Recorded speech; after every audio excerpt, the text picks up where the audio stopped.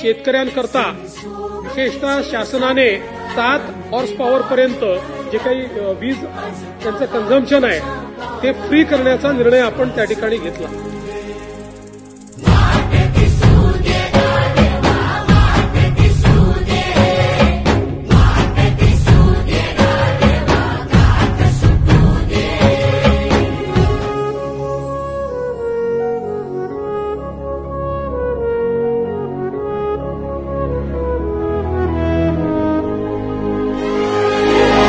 कोणाचंही जुनं बिल वसूल करणार नाही,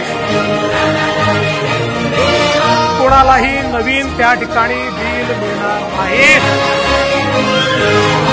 शेतकऱ्यांना वीज मोफत म्हणजे मोफतच.